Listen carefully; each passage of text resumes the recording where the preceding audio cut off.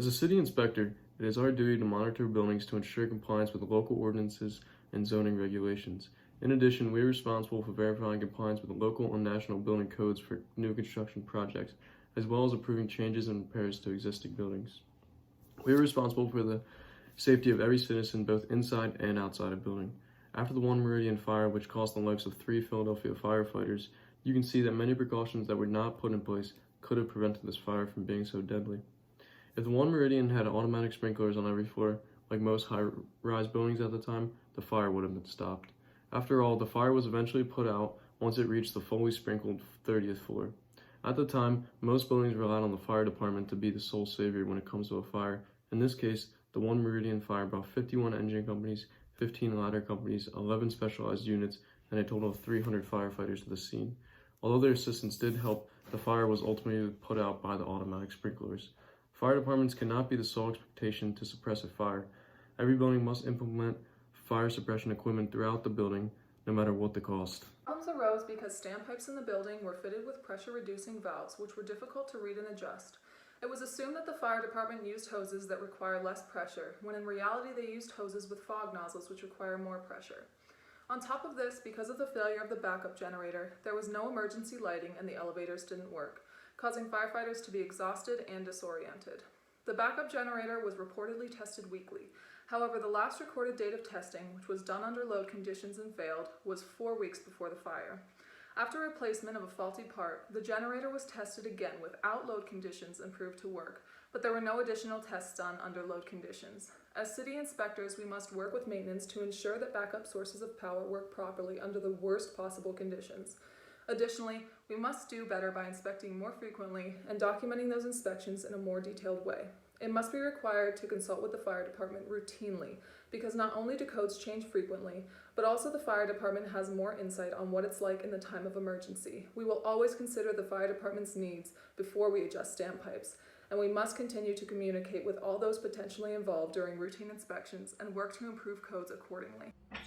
Several problems arose in the stairways of the One Meridian Plaza building fire, which contributed to the destruction that resulted.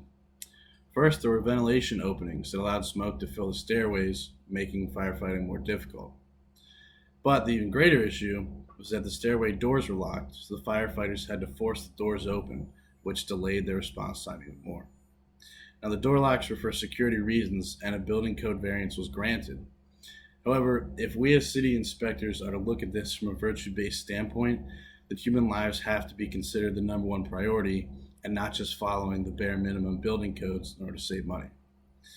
There needs to either be another form of security that does not restrict firefighters from saving lives, or there needs to be a way to override the door locks in the case of an emergency, such as the building fire that occurred. We have to put lives first, even if that means instituting more precautions than the code requires. It must be mandatory for high-rise buildings to provide documentation on the location of fire suppression systems. Precious time is wasted when the fire crew is looking for items when it could be putting out fires before they turn into flashovers. The fire department also needs to be given instructions on how to operate the HVAC system to either use it as a dilution and an exhaust system or turn it off to prevent smoke from spreading to other parts of the building. In addition, evacuation procedures must be provided to allow occupants to escape in the most efficient way possible.